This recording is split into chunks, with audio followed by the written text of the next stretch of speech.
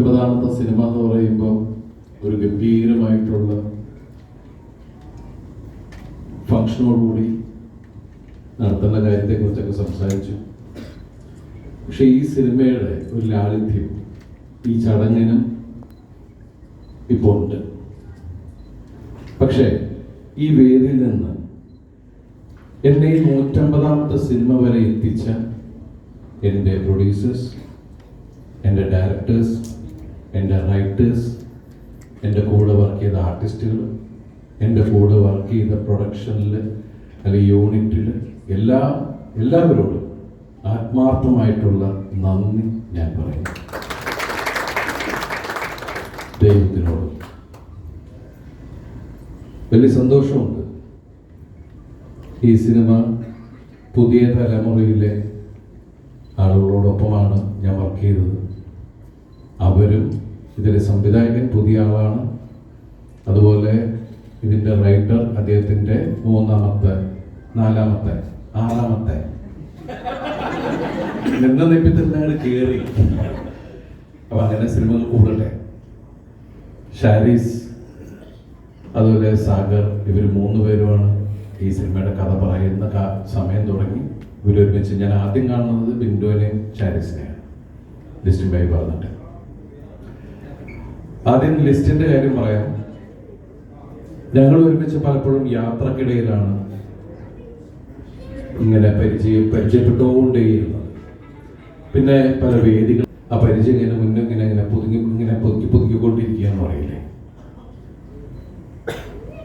എല്ലാ ഈ കഴിഞ്ഞ 7-8 വർഷമായിട്ടുള്ള എല്ലാ പ്രശ്നങ്ങളിലൂടെ യാത്ര ചെയ്യുന്ന സമയത്തും പലപ്പോഴും ഞങ്ങൾ കാണുന്നുണ്ട്, ഞങ്ങൾ സിനിമകളെ കുറിച്ച് സംസാരിക്കാറുണ്ട്.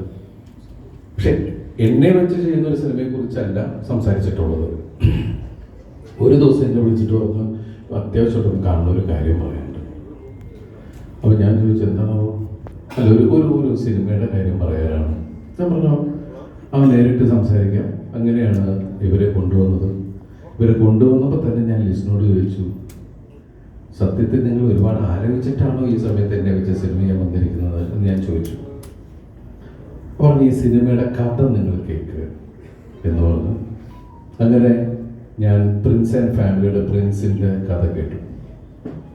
ഷാരീസാണ് വ്യക്തമായി പറഞ്ഞത്. ഈ സിനിമ പെട്ടെന്ന് തന്നെ ചെയ്യാനുള്ള കാരണം എന്ന് വെച്ചാൽ ഈ സിനിമ കാണുമ്പോൾ നിങ്ങൾക്ക് മനസ്സിലാവും. കാരണം ഇത് അത്രയും ആനുകാലിക പ്രസക്തിയുള്ളൊരു ചിത്രമാണ്. കാരണം നമ്മളെല്ലാവരും പ്രൈവസി ആഗ്രഹിക്കുന്ന ആൾക്കാരാണ്. പക്ഷെ നമുക്ക് ആർക്കും ഒരു പ്രൈവസി ഇല്ല. അങ്ങനെയുള്ള ലൈഫിലൂടെയാണ് നമ്മൾ പോയിക്കൊണ്ടിരിക്കുന്നത്.